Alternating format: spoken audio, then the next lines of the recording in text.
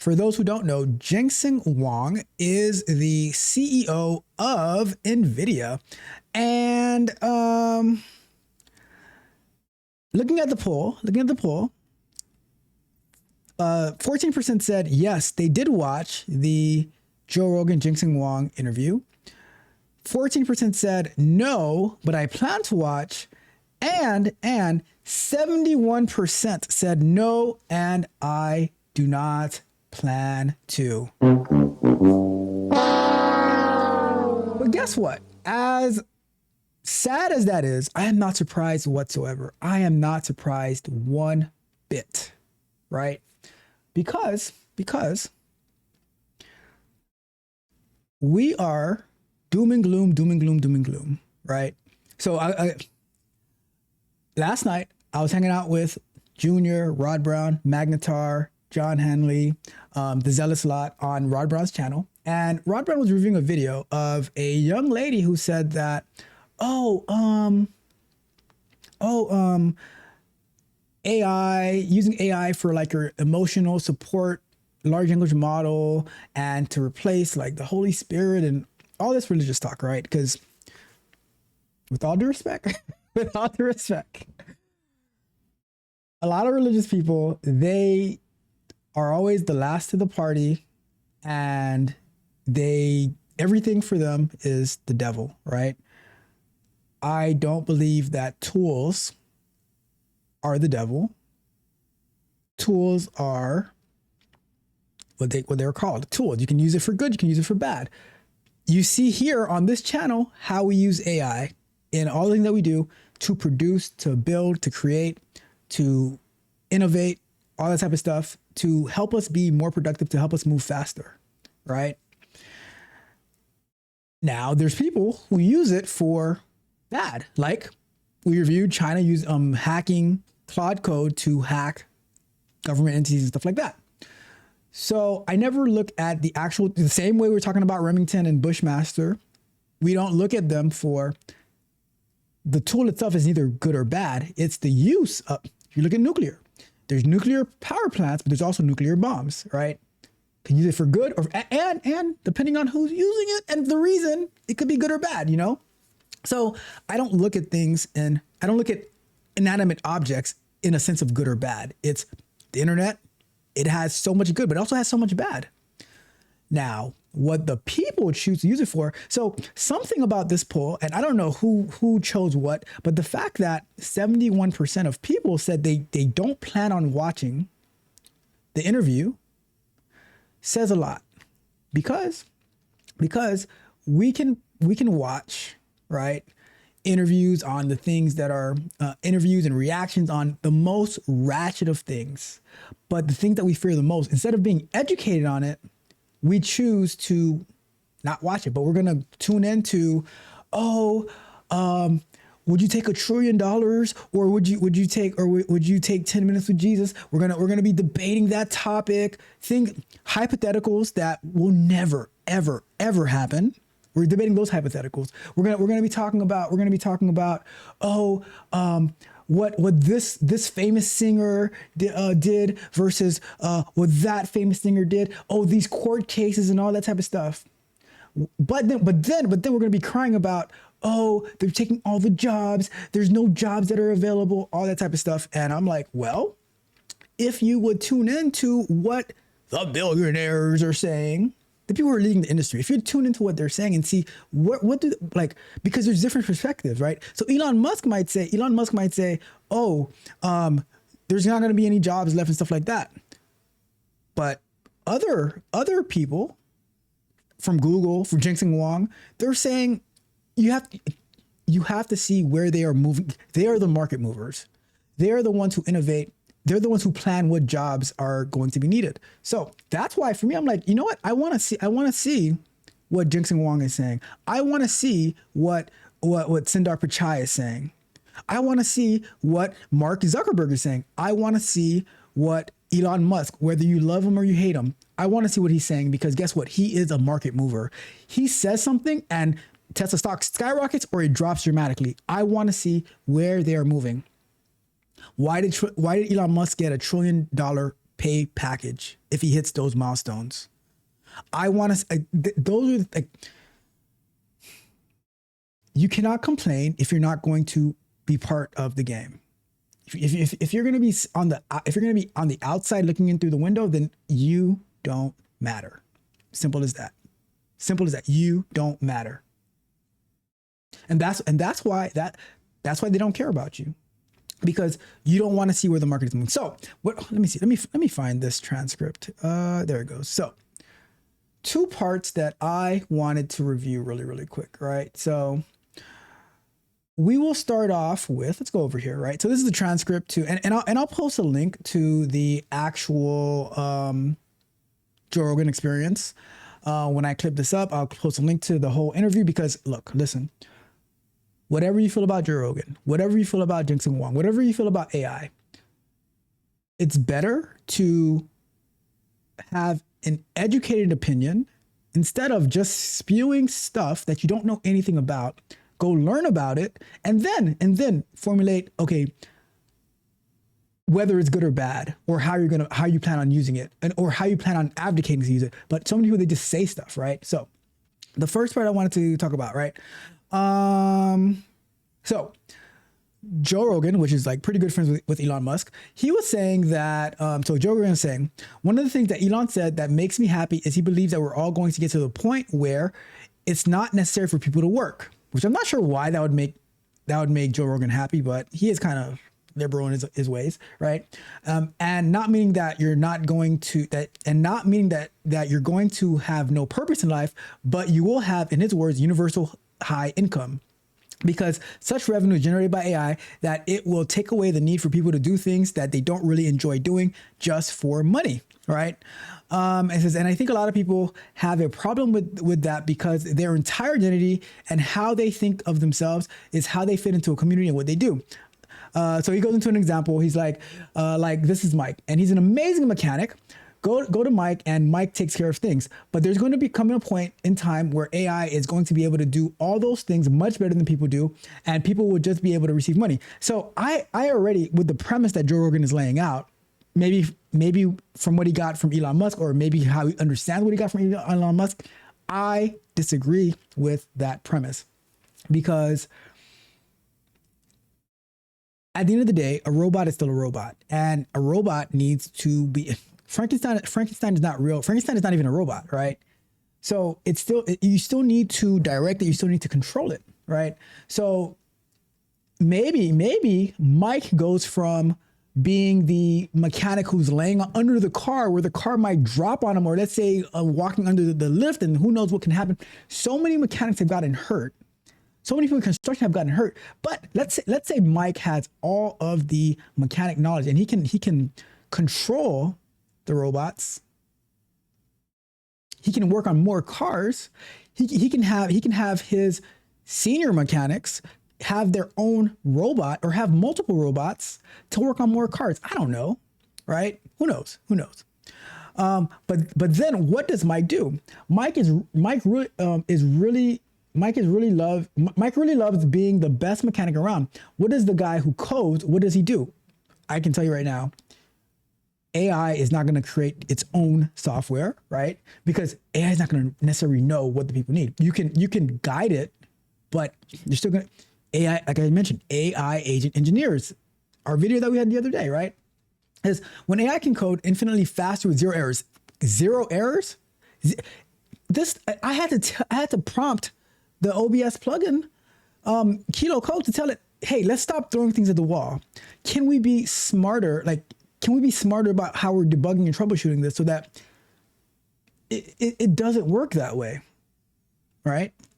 It says, and let me see, what will happen to all those people? And that is where it gets weird. It's like, because we've sort of wrapped our identity as human beings around what we do for a living. So I'm going to skip past, meet someone at the party and what do you do? Yeah, right?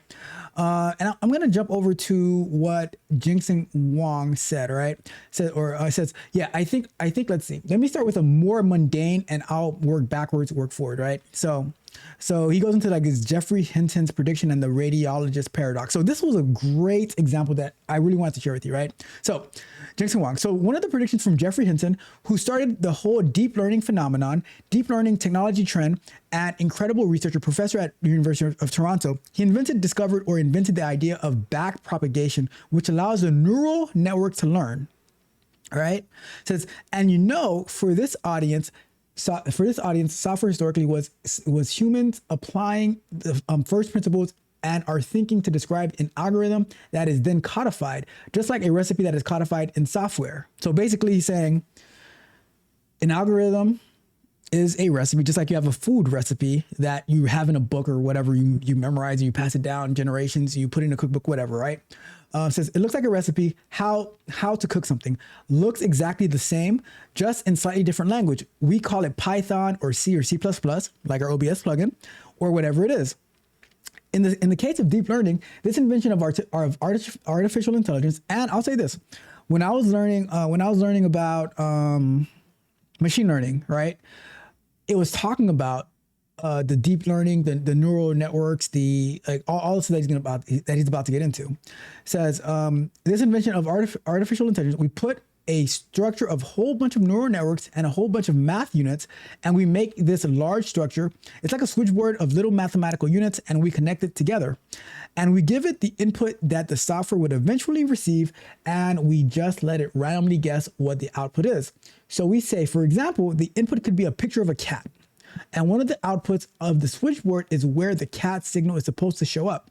I'm telling you, I did this experiment with the cat pictures and having it trying to identify which is the cat, which is not, and training the machine learning model back. And this was like 2 or 3 years ago, maybe. And all the other signals. The other one is a dog, and the other one is an elephant, and the other one is a tiger, and all the other signals are supposed to be 0.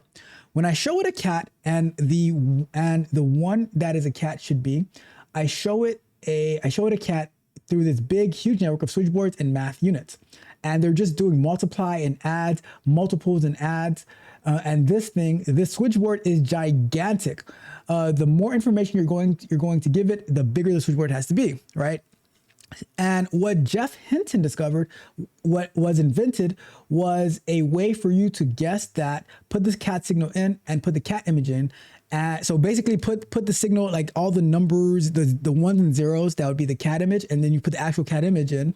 And that cat image could be a million numbers because it's a megapixel image, for example, and it's just a whole bunch of numbers. And somehow from those numbers, it had to light up the cat signal. And that's the bottom line, all right? So I'm going to jump down to where he gets into all right, so here, right? So let's go over here.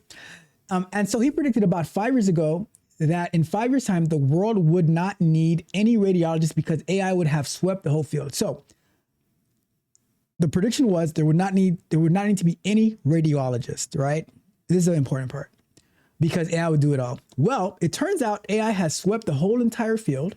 That is completely true. So AI is dominating radiologists. But are there any radiologist jobs that exist?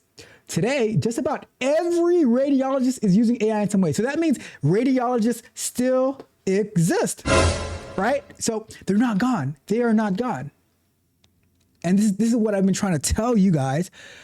All you fearmongers who listen to the people who are trying to get rich so that, well, they are rich, but they're trying to get everyone on their platforms, But every radiologist is using AI in some way.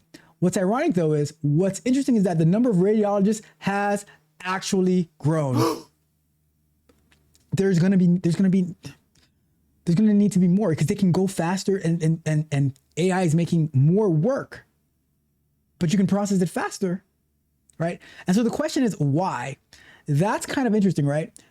It is. And so the prediction was, in fact, that 30 million radiologists would be wiped out. They would be gone. They would be in a bind. I'm in a bind, Nate. Right? But as it turns out, we needed more. We needed more.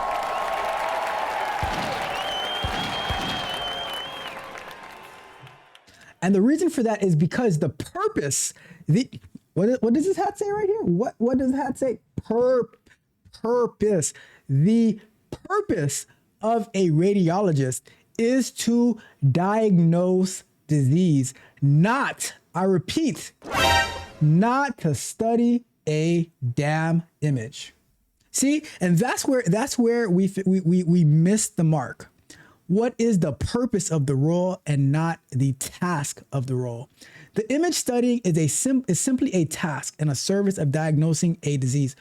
Boom, there you go. There you go. There, and that's what I wanted to highlight. Why did AI not wipe out 30 million radiologists, but instead require more? Because the radiologist's purpose did not change.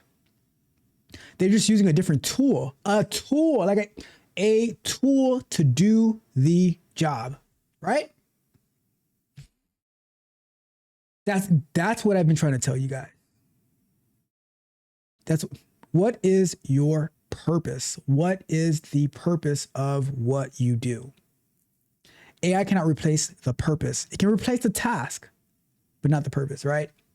So now he says, and now the fact that you could study the image more quickly and more precisely without ever making a mistake, because you trained it properly and it never gets tired. You could study more images. You could study it in 3D form instead of 2D form because the AI doesn't care whether it's studying images in 3D or 2D. You could study it in 4D. Why not 5D? Maybe 10D at one point, right? And so now you could study images in a way that radiologists can't easily do. And you could study it a lot more of it faster, better, more dimensions. Come on. And so the number of tests that people are able to do increases. And because they're able to serve more patients, the hospital does better, more accurately, faster. They have more clients, more patients. As a result, they have better economy. They run it up. They run it up. Right? See? Let me see.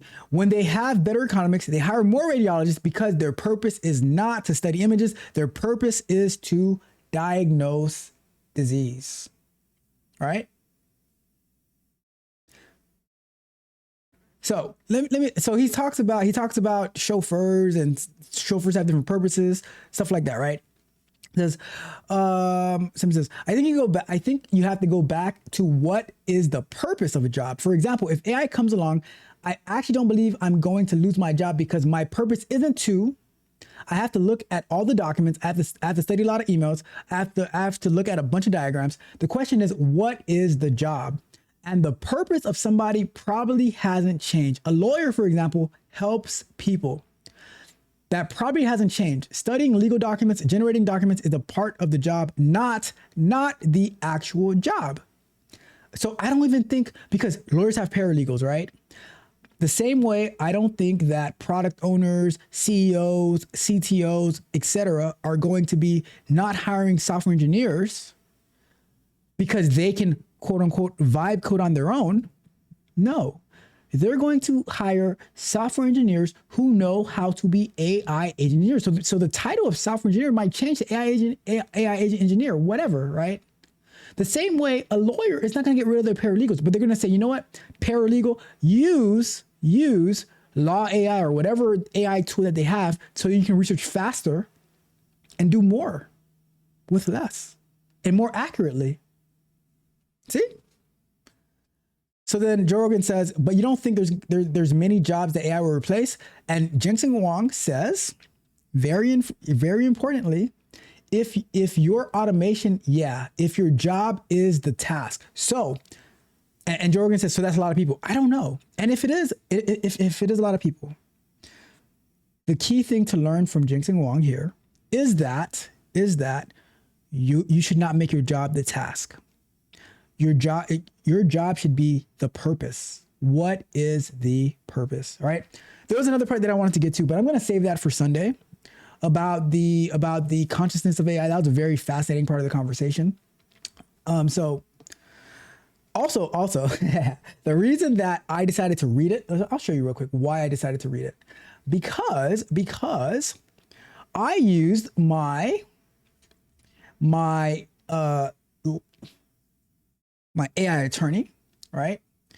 And I said, basically, here, I said, I wanted to review a portion of the Joe Rogan interview with Jensen Huang on my channel, but I don't know if I have the permission to. Do you know if Joe Rogan allows users to review the portions of his video? And basically it said, do not come.